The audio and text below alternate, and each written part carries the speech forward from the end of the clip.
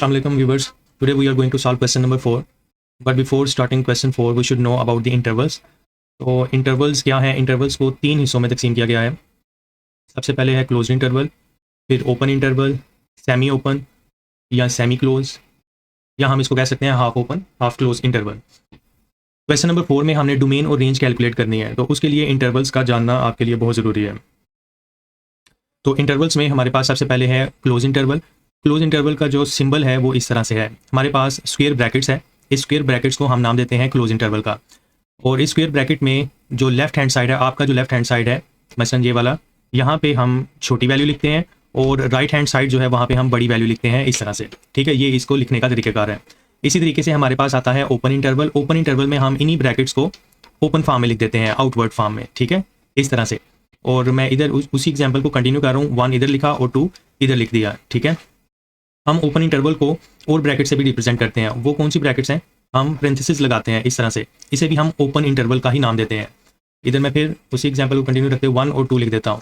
ठीक है, अब इनके मतलब क्या है? वैसे ये क्लोज इंटरवल है, इसको लिखना तो इस तरह से है. ओपन इंटरवल इस तरह से लिखना है या इस तरह से हमने लिखना है. तो इनके मीनिंग्स क्या हैं वो मैं एग्जाम्पल से आपको समझाऊंगा, फिर आपको क्लियरली समझ आ जाएगी. इसके बाद हमारे पास आता है semi open semi close interval. ठीक है, तो इसको हम इस तरह से लिखते हैं. सेमी मतलब कि आधा, हाफ भी आपको पता है उसे आधा ही कहेंगे. तो एक तरफ से ये क्लोज हो जाएगा और दूसरी तरफ से ओपन हो जाएगा, मसलन इस तरह से 1 और 2.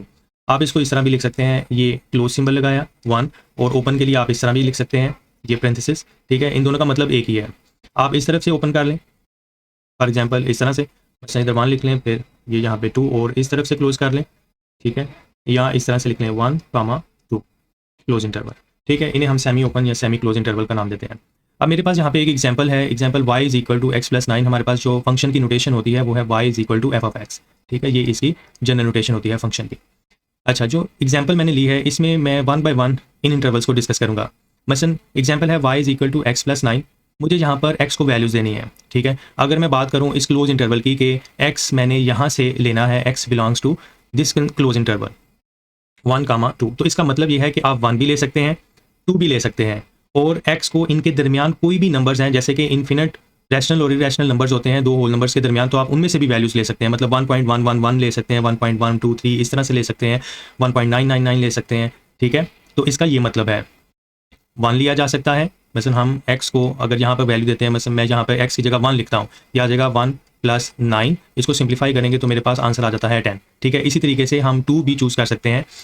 तो जब हम 2 यहाँ पर पुट करेंगे तो वो हमारे पास हो जाएगा 2 + 9 11. ठीक है, खाली ये 2 नंबर ही हम नहीं ले सकते, इनके दरमियान हम 1.1 भी ले सकते हैं, हम 1.2 भी ले सकते हैं, 1.3, सो मैनी नंबर्स जो हैं वो इनके दरमियान हैं, वो हम यूज़ कर सकते हैं. इस क्लोज इंटरवल का ये मतलब है कि ये साइड वाले भी लेने हैं और इनके दरमियान जितने भी नंबर्स हैं वो आप ले सकते हैं. ठीक है, इसी तरीके से ओपन इंटरवल है. ओपन इंटरवल कुछ अलग से है. ओपन इंटरवल का मतलब ये है कि ये जो साइड वाले नंबर्स हैं ये आप नहीं ले सकते. मसलन आप 1 नहीं ले सकते, 2 नहीं ले सकते, लेकिन इनके दरमियान जो नंबर्स हैं जैसा कि 1.1 है, 1.2, 1.3, इवन के 1. सो मैनी जीरोज टू 1 भी है. लेकिन मैं सिर्फ सिम्प्लीफिकेशन के लिए आपको जो बता रहा हूँ कि 1.1 ले लें, 1.2 ले सकते हैं, इवन 1.9 तक आप नंबर ले सकते हैं, 1.9999 ये सारे नंबर्स आप ले सकते हैं. लेकिन आप x को, ये जो यहाँ पे x पड़ा है, इसको आप 1 नहीं दे सकते और ना ही 2 वैल्यू असाइन कर सकते हैं. ठीक है, ये इसका मतलब होता है ओपन इंटरवल का. जी, अब अगर हम बात करें इसकी सेमी ओपन और सेमी क्लोज इंटरवल की, मैं यहाँ पे कंडीशन लगाता हूँ y is equal to x plus 9 और हम x को इस इंटरवल में से ले सकते हैं 1, 2. इस इंटरवल में से, ये मैंने इंटरवल लिया यहाँ पर.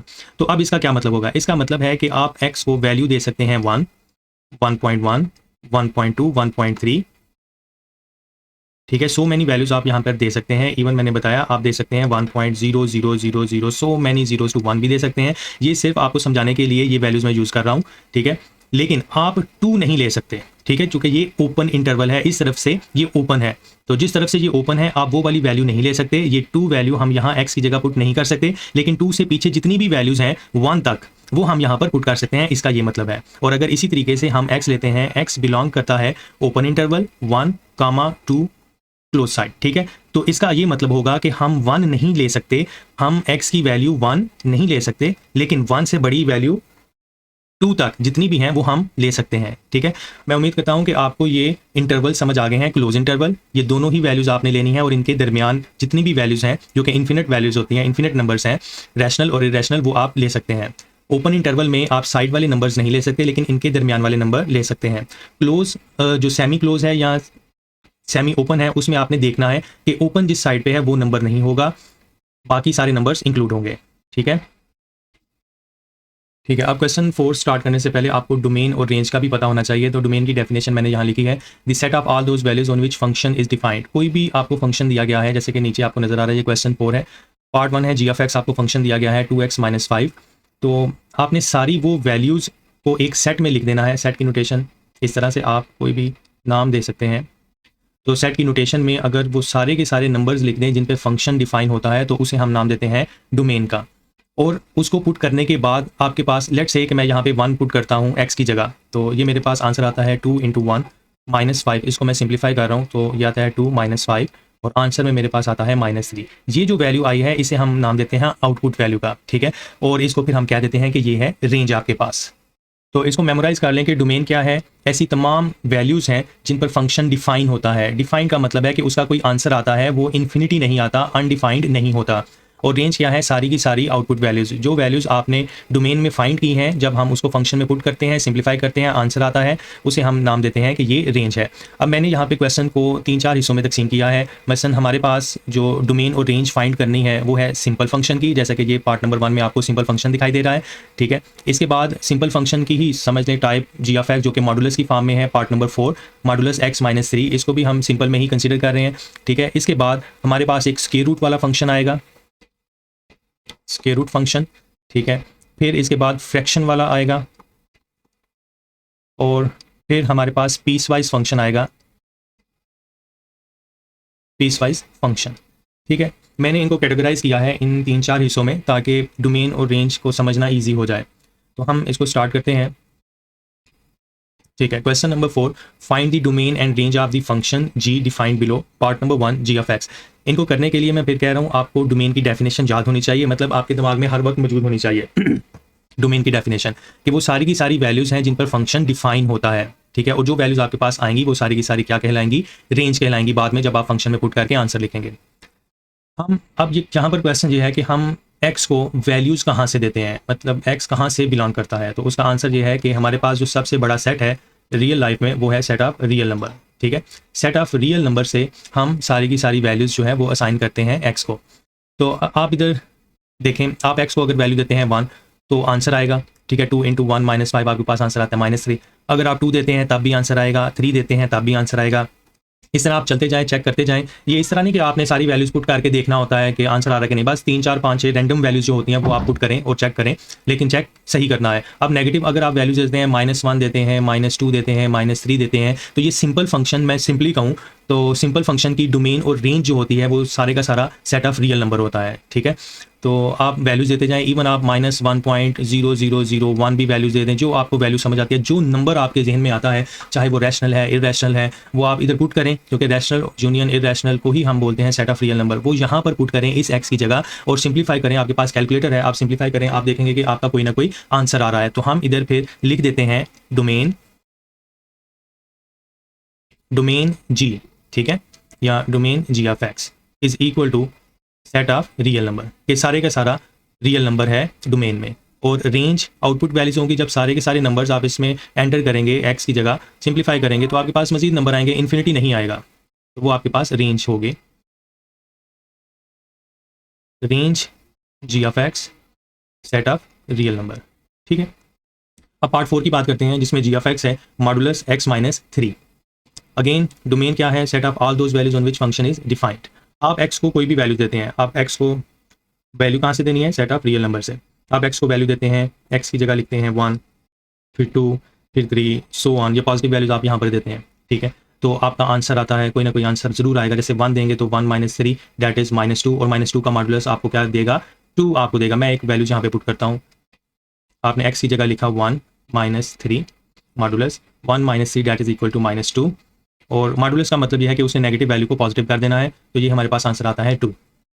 अगर आप नेगेटिव वैल्यूज़ भी देते हैं, मसलन आप x को वैल्यू देते हैं -1, -2, -3, सो ऑन, या मैंने कहा -1.0000 so many zeros to 1, -2 point so many zeros to 3, -2.9 something like that, आप जो भी वैल्यूज देते हैं, ठीक है, आंसर हमेशा पॉजिटिव आएगा। ये समझे क्यों आंसर हमेशा पॉजिटिव आएगा, क्योंकि आपके पास यहाँ पर मॉडुलस है, मॉडुलस में अगर आपके पास नेगेटिव नंबर आता है तो वो हमेशा उसको पॉजिटिव कर देगा। तो एक बात ज़रा समझिए, आप x को कोई भी वैल्यूज दे सकते हैं, इसका मतलब है सारे का सारा set of real number domain में शामिल होगा, ठीक है, क्योंकि फंक्शन का आंसर आ रहा है, ठीक है। तो डोमेन अगर मैं यहाँ इसकी लिखूँ तो domain g of x is equal to set of real number, सारे का सारा set of real number, okay. लेकिन रेंज जरा समझिए, रेंज क्या है, आउटपुट वैल्यूज हैं। आप मुझे बताइए आउटपुट में, मसलन ये मेरे पास आउटपुट आया है यहाँ पर 2 1 पुट करने के बाद, आउटपुट में क्या आपको नेगेटिव नंबर कोई मिलेगा? तो उसका जवाब है नहीं, आपको कभी भी नेगेटिव नंबर नहीं मिलेगा। क्यों नहीं मिलेगा? क्योंकि मॉडुलस जो होगा उस नेगेटिव नंबर को पॉजिटिव कर देगा। तो फिर आप रेंज में ये कह सकते हैं, देखिए रेंज को समझना है कि रेंज में आपको कभी भी नेगेटिव नंबर नहीं मिलेगा, इस मॉडुलस की वजह से हमेशा पॉजिटिव नंबर मिलेगा या जीरो मिलेगा, ठीक है। मसलन आप यहाँ इधर 3 रखते हैं तो 3 - 3 दैट इज इक्वल टू 0, तो आंसर आपका क्या आया? 0। आंसर मीन रेंज 0 मिलेगा या पॉजिटिव नंबर मिलेगा, इसके अलावा आपको नेगेटिव नंबर कभी नहीं मिलेगा। तो आप फिर इधर रेंज कैसे लिखेंगे? यहाँ पर आप रेंज लिखिए, रेंज g ऑफ x। वो जो इंटरवल्स हमने अभी किए हैं वो इसी वजह से किए हैं कि आपको क्लियर हो कि इंटरवल्स की फॉर्म में आप लिख दें। अच्छा, यहाँ मैं एक रियल लाइन के बारे में बता देता हूँ कि हमारे पास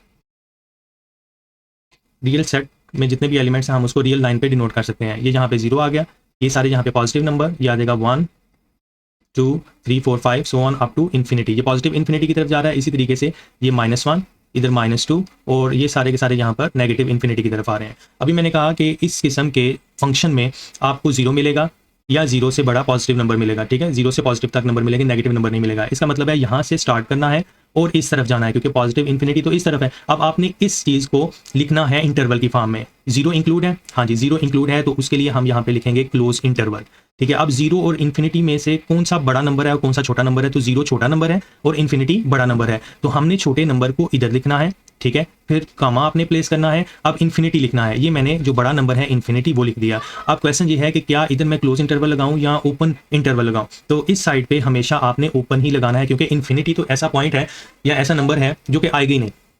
अगर आप उस नंबर पे पहुंच गए वो तो इन्फिनिटी नहीं ना रहा, वो तो फिर फाइनाइट हो गया।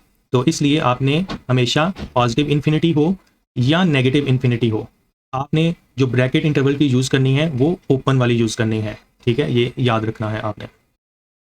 अच्छा, इसमें आप अगर आपको इंटरवल में लिखना मुश्किल लगता है तो आप इस तरह भी लिख सकते हैं, सेट बिल्डर नोटेशन में जिस तरह हम लिखते हैं आप वो भी लिख सकते हैं। आप इधर लिखें x such that x belongs to set of real number and x greater than और इक्वल टू 0, ठीक है। इसका भी यही मतलब है, x 0 हो सकता है या 0 से बड़ा होगा और वो कहाँ तक जाएगा? वो इन्फिनिटी तक जाएगा। ये नोटेशंस हैं, लिखने के तरीके हैं। एक इंटरवल की फॉर्म में है, दूसरा आपके पास ये सेट बिल्डर नोटेशन है, तीसरा आपके पास ये नंबर लाइन है। जो तरीका आपको सही समझ आता है आप उसके मुताबिक उसको लिख सकते हैं। अब हमारे पास है क्वेश्चन नंबर 4 पार्ट नंबर 2 और पार्ट नंबर 3 जो कि स्क्वायर रूट वाले क्वेश्चन है। अब इन स्क्वायर रूट वाले क्वेश्चंस को हम किस तरह करते हैं, ठीक है। हमने तो डायरेक्ट इनकी डोमेन और रेंज लिखनी है, लेकिन डोमेन के लिए फिर वही बात कि आपको पता हो set of all those values on which function is defined, ठीक है। या तो वो सारे के सारे नंबर्स लिख दें जिन पे फंक्शन डिफाइन होता है, या सेट ऑफ रियल नंबर में से उन नंबर्स को निकाल दें जिन पे फंक्शन अनडिफाइंड होता है। तब भी एक ही बात है कि आपने अनडिफाइंड वालों को निकाल दिया है तो बाकी जो पीछे रह गया है वो ऐसे नंबर्स हैं जिन पे फंक्शन डिफाइन होता है। तो स्क्वायर रूट वाले फंक्शन के लिए आपने करना क्या है, मैं इधर वर्किंग कर रहा हूँ, ठीक है। आप भी वर्किंग कर लीजिएगा, ठीक है। वर्किंग क्या है, ये मैं इस क्वेश्चन की वर्किंग यहाँ पे कर रहा हूँ। कोई भी स्क्वायर रूट वाला क्वेश्चन होगा आप इसी तरीके से उसको करें। स्क्वायर रूट के अंदर जो दिया गया है उसको आप 0 के इक्वल रखें, वहाँ से वेरिएबल की वैल्यू फाइंड करें। हमारे पास आता है x square is equal to 4।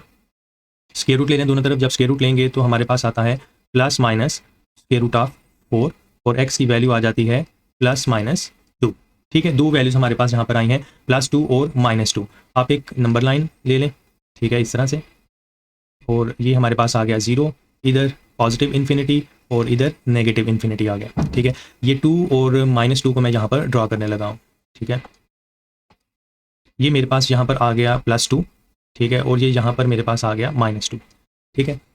अब अगर आप चेक करें ये -2, इस -2 को इस x की जगह पुट करें जब हम पुट करते हैं तो ये मेरे पास आता है -2 whole square -4 square root as it is, ठीक है।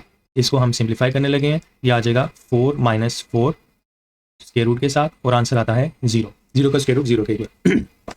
इसका मतलब है कि -2 पे फंक्शन जो है वो डिफाइन है। इसी तरीके से अगर हम 2 पुट करते हैं तो उस पर भी फंक्शन जो है वो डिफाइन है, आंसर 0 आता है। इन पर फंक्शन डिफाइन है। और अगर इसके बाद ये मैं -2 से इस तरफ बात करूं तो इधर नंबर मेरे पास आएगा -3। अगर आप -3 यहाँ पे पुट करते हैं तो -3 का स्क्वायर किसके इक्वल आएगा, 9 के equal. 9 - 4 that is equal to 5 square root of 5, तो वो भी आपके पास डिफाइन है। इससे हमने ये अंदाज़ा लगा लिया कि यहाँ पर -2 से लेकर इधर तक जितने भी नंबर्स होंगे नेगेटिव इन्फिनिटी तक, उन पर ये फंक्शन डिफाइन होगा, ठीक है। अब इसी तरीके से ये 2 पर भी फंक्शन डिफाइन है और 2 से आगे जो ग्रेटर नंबर है, अगर मैं 3 की बात करूं या 4 की बात करूं, आप ये वैल्यूज यहाँ पर पुट करें इस x की जगह, तो उस पर भी फंक्शन डिफाइन होगा। डिफाइन मतलब फंक्शन का आंसर आएगा, ठीक है। लेकिन अगर हम इन दो नंबर्स के दरमियान की बात करें, लेट्स से कि यहाँ पे नंबर है -1, ये 0 है और ये यहाँ पे है 1। अगर हम इसकी बात करें, हम डेसिमल नंबर्स की तरफ नहीं जाते, हम सिंपल नंबर्स की तरफ जाते हैं ताकि हमारा काम आसान हो। मैं -1 को पुट करता हूँ यहाँ पर, आप जरा -1 को पुट कीजिए तो ये मेरे पास आता है g(x) is equal -1 whole square -4 और स्क्वायर रूट में, ठीक है। आप इसको मजीद सिंप्लीफाई कीजिए, -1 square that is equal to 1 -4, ये आ गया स्क्वायर रूट -3, ठीक है। ये इस तरह से आ गया। इसका मतलब स्क्वायर रूट में आपके पास नेगेटिव साइन आ गया है, तो ये क्या हो गया, इमेजिनरी हो गया नंबर। तो इमेजिनरी को हम यहाँ पे कंसीडर करते हैं अनडिफाइंड, विच मीन्स कि -2 और 2 के दरमियान जितने भी नंबर्स होंगे उन पे फंक्शन होगा अनडिफाइंड, ठीक है। ये हमने यहाँ पर देख लिया है, ठीक है। अब हमने इसको आगे किस तरह से लिखना है, मतलब कुछ चीज़ें हमें क्लियर हो गई हैं कि हमने डोमेन क्या है, मतलब कि जिन पे फंक्शन डिफाइन होता है, और ऐसे कौन से नंबर हैं जिन पे फंक्शन अनडिफाइन होता है, ठीक है। तो मैं रिपीट कर दूं कि -2 से लेफ्ट साइड पे मतलब -∞ तक फंक्शन डिफाइन है, 2 शामिल है, और 2 से राइट साइड पे जाएंगे तो उस पर भी फंक्शन डिफाइन है, ठीक है। -2 से नेगेटिव इन्फिनिटी की तरफ फंक्शन डिफाइन है, 2 और 2 से पॉजिटिव इन्फिनिटी की तरफ फंक्शन डिफाइन है। लेकिन -2 और 2 के दरमियान जितने नंबर्स हैं उन पे फंक्शन डिफाइन नहीं है। तो मैं यहाँ पे डोमेन को इस तरह भी लिख सकता हूँ, domain g(x) is equal to set of real number में से मैं माइनस कर दूंगा उस हिस्से को जिसपे फंक्शन अनडिफाइंड है, और वो कौन सा पार्ट है, -2 और 2 के दरमियान वाला। -2 और 2 शामिल नहीं है। जब ये शामिल नहीं है तो हम ओपन इंटरवल जो है वो यूज़ करेंगे। ओपन इंटरवल के लिए हमारे पास ब्रैकेट इस तरह से होती है, ठीक है। इधर मैं छोटा नंबर लिखूंगा और छोटा नंबर है -2, और फिर बड़ा नंबर इधर लिखूंगा और वो है 2। तो ये आ गई डोमेन g(x). अब रेंज की बात करते हैं, रेंज g(x). अगर रेंज की बात की जाए तो हमें हमेशा पॉजिटिव नंबर्स मिल सकते हैं या 0 मिल सकता है, ठीक है। नेगेटिव नंबर तो मिलेगा ही नहीं, क्योंकि नेगेटिव नंबर का मतलब ये है कि स्क्वायर रूट के अंदर नेगेटिव, और अगर स्क्वायर रूट के अंदर नेगेटिव है किसी नंबर के साथ तो वो तो इमेजिनरी हो गया। इमेजिनरी मीन अनडिफाइंड हो गया। तो हम इसकी रेंज इस तरह से लिखेंगे जैसे कि पीछे हमने लिखी थी। हम इधर क्लोज साइन लगाएंगे, इधर लिखेंगे 0, कामा और पॉजिटिव इन्फिनिटी, कि हमें हमेशा जो आउटपुट वैल्यूज आएंगी उनमें नेगेटिव नंबर नहीं मिलेंगे, क्योंकि जिन पर वो नेगेटिव नंबर देता था आपने डोमेन में उसको निकाल दिया है, ठीक है। होप्स हो कि आपको ये बात समझ आ रही है। इसी तरीके से आपके पास ये पार्ट 3 है, ये आप खुद कीजिएगा। अगर आपको समझना है तो आप कमेंट कीजिएगा, मैं आपको उसका जवाब इसी तरीके से दे दूंगा। अब हमारे पास क्वेश्चन नंबर 4 का पार्ट नंबर है 7 और 8। हमने जो फॉर्म्स क्रिएट की थी, कैटेगराइज की थी, उसमें एक सिंपल फॉर्म थी, स्क्वायर रूट वाली थी, और फ्रैक्शन, और इसके बाद हमारे पास पीस वाइज आएगा। तो ये फ्रैक्शन वाले क्वेश्चंस हैं, इनको हम किस तरह करेंगे। तो इसमें ये जो कंडीशन दी गई है, ये वाली x is not equal to -1, इस पर अगर हम इसको पुट करते हैं फंक्शन में तो फंक्शन अनडिफाइंड हो जाता है। तो ये सिंपल क्वेश्चंस होते हैं, इनमें 7 कंडीशन दी जाती है, और अगर ये कंडीशन नहीं दी गई साथ तो आप डिनोमिनेटर को 0 के इक्वल पुट कर दें। मतलब ये डिनोमिनेटर है x + 1, इसको आप 0 के इक्वल पुट कर दें, और यहाँ से वेरिएबल की वैल्यू फाइंड करें। तो वेरिएबल की वैल्यू आती है -1। ये आपको ये बताएगा कि फंक्शन इस वैल्यू पे अनडिफाइंड है। वैसे मैं आपके सामने इसको सॉल्व करता हूँ और बताता हूँ कि फंक्शन किस तरह अनडिफाइंड है। x की जगह मैं -1 पुट करने लगा हूँ, तो राइट हैंड साइड में ये मेरे पास आ जाएगा -1 स्क्वायर प्लस 3 × -1 प्लस 2 -1 + 1, ठीक है। ये मैंने वैल्यूज पुट की हैं राइट हैंड साइड में। -1 का स्क्वायर मेरे पास आ जाएगा 1 -3 + 2, और -1 + 1 दैट इज इक्वल टू 0, और ऊपर मेरे पास आंसर आ रहा है 1 + 2 that is equal to 3, 3 - 3 that is equal to 0/0, ठीक है। ये 0/0 जो है वो इनडिटर्मिनेट फॉर्म है। सिंपली आप ये समझ लें कि ये अनडिफाइंड फॉर्म है। जिस तरह infinity by infinity indeterminate form है, इन्फिनिटी की पावर 0, इस तरह से ये सारी की सारी, या इन्फिनिटी - इन्फिनिटी, इस तरह ये वैल्यूज़ हैं, कुछ फॉर्म्स हैं, इनको हम बोलते हैं इनडिटर्मिनेट फॉर्म, या सिंपली आप कहें कि ये अनडिफाइंड है, ठीक है, तो हमने चेक कर लिया है कि फंक्शन इस -1 पे जो उसने साथ दिया था उस पर अनडिफाइंड होता है। तो अभी अभी हमने सीखा है कि जिन वैल्यूज़ पर फंक्शन अनडिफाइंड होता है हम उसको सेट ऑफ रियल नंबर में से निकाल देते हैं, बाकी जो चीज़ रह जाती है वो हमारे पास होती है डोमेन। ठीक है, तो इसको अब हम लिखने लगे हैं domain, domain g of x, आप सिंपल जी भी लिख लें, domain g of x is equal to set of real number में से हमने सिर्फ ये एक नंबर माइनस करना है, ये सिर्फ एक नंबर है, ये नेगेटिव का साइन। ठीक है, आप ये ब्रैकेट लगाएंगे जो कि यूज़ होती है सेट के लिए और -1 इसमें लिख देंगे इस तरह से कि डोमेन क्या होगी, बस -1 को निकाल के जो भी नंबर्स होंगे इसमें पुट करेंगे, हमें आंसर्स मिलेंगे। अब मसला आता है इसकी रेंज का कि रेंज ऐसे फंक्शन की हम किस तरह कैलकुलेट करें। रेंज है आपके पास आउटपुट वैल्यूज़, ठीक है, तो आउटपुट में क्या होगा या किस तरह से हम कैलकुलेट करें, तो उसके लिए आपको इसको सिंप्लीफाई करना होगा। हम सिंप्लीफाई इसको किस तरह से करेंगे, ये आपके पास 3 टर्म्स हैं न्यूमरेटर में, आप इसके फैक्टर्स बनाएं। ठीक है, सिंप्लीफाई करना है हमने ताकि इसकी 0/0 फॉर्म जो है वो ख़त्म हो सके। तो मैं अगर इसके फैक्टर बनाता हूँ, सिंप्लीफाई करूँ तो x² + 2x + 1x + 2, ठीक है, मल्टीप्लाई करें तो आपके पास 2x² आना चाहिए और प्लस माइनस करें तो आपके पास आना चाहिए ये दरमियान वाला 3x, जो आगे आपने फर्स्ट ईयर में भी सिखाया फैक्टराइजेशन किस तरह से की जाती है। ठीक है, ये आ जाएगा x + 1। इसके बाद फर्स्ट 2 में कॉमन आ जाएगा, वो आ जाएगा x और आपके पास बचेगा x + 2। इसी तरीके से इधर आ जाएगा +1 और x + 2। आप देख रहे हैं ये सिंप्लीफाई हो रहा है। तो अगर मैं कहूँ कि हमें क्या बचेगा तो वो हमें बचेगा x + 2। आप चेक कर लें, ये आ जाएगा x + 2 कॉमन और कॉमन लेने के बाद इधर बचेगा x + 1 और एक डिनोमिनेटर में भी हमारे पास है x + 1। ठीक है, ये x + 1 इस x + 1 से कैंसिल हो जाएगा तो हमें क्या बचा, x + 2 बचा। अब ये जो वैल्यू हमें बची है, हमें बेसिकली ये वैल्यू चाहिए। ये आपके पास सारे का सारा वर्किंग है जो कि आपने अपने लिए करना है कि सिंप्लीफाई करने के बाद g ऑफ x की वैल्यू आपके पास क्या आई है, x + 2। अब आपने ये जो -1 है इसमें पुट कर देना है, जो आपके पास आंसर आया था इसमें अगर हम पुट करते हैं -1 + 2, हमेशा आपने इसी तरह करना है। सिंप्लीफाई करने के बाद जो कंडीशन उसने दी है वो आपने पुट कर देनी है, या जिसको आपने उस कंडीशन को सब्ट्रैक्ट किया है सेट ऑफ रियल नंबर में से, एक ही बात है। तो -1 + 2 आपको आंसर मिलता है +1।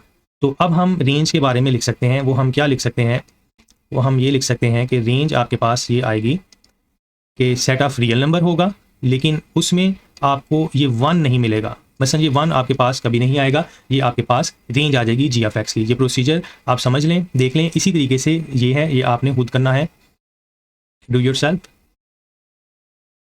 और अगर कोई क्वेश्चन हुआ तो आप कमेंट कीजिएगा, मैं रिप्लाई कर दूंगा। अब हमारे पास क्वेश्चन नंबर 4 का पार्ट नंबर 5 और 6 है जो कि इसी तरीके से है। इसमें हमें पीस वाइज फंक्शन दिया गया है। ये लास्ट कैटेगरी है कि पीस वाइज फंक्शन की डोमेन और रेंज हमने किस तरह कैलकुलेट करनी है। ठीक है, तो पीस वाइज फंक्शन के लिए आप मसलन ये पीस वाइज इसी वजह से कहा जाता है कि g ऑफ x इसके इक्वल है अगर x <= 2 पार्ट्स में दिया गया है। ये 3 पार्ट्स भी हो सकते हैं लेकिन प्रोसीजर एक जैसा ही होगा। हम इसको सेपरेट लिखेंगे इस तरह से, हमें लिखने हैं g of x is equal to 6x + 7 और फिर हम इधर भी लिख रहे हैं g of x is equal to 4 - 3x और साथ ही इनकी कंडीशन, इसकी कंडीशन दी गई है कि x <= -2 और इसकी कंडीशन दी गई है कि -2 x लिख लो या x <= -2, उसी को सीधा करके लिख लें। तो ये है x <= -2। आपने इसमें करना कुछ नहीं है, ये साथ जो कंडीशन दी गई हैं इनको बस आपने इंटरवल में लिखना है। हमने डोमेन और रेंज इस पूरे फंक्शन की लिखनी है, ये जो सारा दिया गया है इस पूरे की डोमेन और रेंज हमने लिखनी है, लेकिन हमने इनको सेपरेट किया है। हम सेपरेट डोमेन और रेंज दोनों फंक्शंस की कैलकुलेट करेंगे, फिर हम इनका यूनियन ले लेंगे तो वो इस पूरे फंक्शन की डोमेन होगी और फिर रेंज होगी। मसलन ये हमारे पास है g of x is equal to 6x + 7 and x <= -2। हम इधर लिख रहे हैं डोमेन g ऑफ x या सिंपल डोमेन g भी आप लिख सकते हैं। वो हमारे पास क्या होगी, इसको मैंने लिखना है। अब -x छोटा है या बराबर है -2 के, इसका मतलब -2 शामिल है और -2 से छोटा क्या होगा, -3 -4 -5 -6। तो ये किस तरफ जा रहा है हमारे पास, ये नेगेटिव इन्फिनिटी की तरफ जा रहा है। ठीक है, आप नंबर लाइन से भी दे सकते हैं।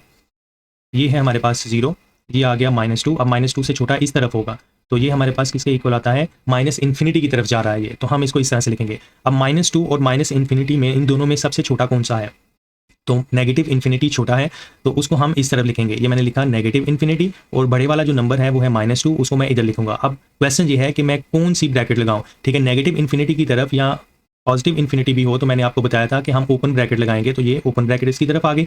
अब इधर इक्वल का साइन है तो हम इसकी तरफ क्लोज ब्रैकेट लगाएंगे। तो ये मैंने डोमेन लिख दी g ऑफ x की। ठीक है, अब इसकी रेंज लिखनी है। तो रेंज के लिए अभी हमने क्वेश्चन किया था, और मैं दोबारा बता देता हूँ कि जो जैसा है वैसे का वैसे लिखें। मसलन जैसा ऊपर लिखा है वो है नेगेटिव इन्फिनिटी, कामा वैसे का वैसे लिखें। इस -2 को आपने फंक्शन में पुट करना है। मसलन ये -2 है, इसको जहाँ पर x है वहाँ पे पुट कर दें, जो आंसर आता है उसको इधर लिख दें। मतलब ये आएगा 6 into -2 that is equal to -12, और -12 plus 7 that is equal to -5। तो ये आ गया आपके पास -5, और इंटरवल वैसे का वैसा ही रहेगा। अब हमने इसको लिखना है, ठीक है। अब इसकी डोमेन लिखें, डोमेन g ऑफ x। जो साथ कंडीशन दी गई है इसको हमने लिखना है। x बड़ा है -2 से। अब बड़ा है तो उसको भी आप देख लें कि वो किस तरफ बड़ा है। ये है 0, ये है -2। -2 से बड़ा होता है -1 जो कि इधर होगा। -1 से बड़ा होता है 0, 0 से बड़ा 1, फिर 2, 3, 4, 5, 6 अप टू इन्फिनिटी। तो ये यहाँ से स्टार्ट होकर किस तरफ जा रहा है, इन्फिनिटी की तरफ। अब यहाँ पे इक्वल का साइन नहीं है, तो इसका मतलब है -2 इंक्लूड नहीं है। तो -2 और इन्फिनिटी इन दोनों में सबसे छोटा कौन सा है, वो है -2, ठीक है। तो -2 को हम लिखेंगे लेफ्ट साइड पे और इन्फिनिटी को लिखेंगे राइट साइड पे। अब इन्फिनिटी है तो ओपन इंटरवल आएगा, और -2 को हम इधर से देखेंगे कि अगर इक्वल का साइन होता है इधर तो हम इधर क्लोज ब्रैकेट लगा दें, लेकिन चूंकि यहाँ पे इक्वल साइन नहीं है, ये सिर्फ ग्रेटर देन का सिंबल है, तो यहाँ पर भी आपके पास आएगा ओपन इंटरवल का सिंबल। अब रेंज के लिए जैसे इधर आपने किया था वैसे ही इधर करेंगे। हम लिख रहे हैं range g of x is equal, bracket वही रहेंगी। अच्छा, ये इन्फिनिटी वैसे का वैसे ही रहेगा। आपने सिर्फ -2 को इधर पुट करना है, तो जब आप इधर पुट करते हैं ये आता है 4 - 3 इंटू -2। इसको सिंप्लीफाई करें तो हमारे पास आता है 4 + 6, और ये आंसर आता है 10, ठीक है। तो इधर हम लिख लेंगे 10।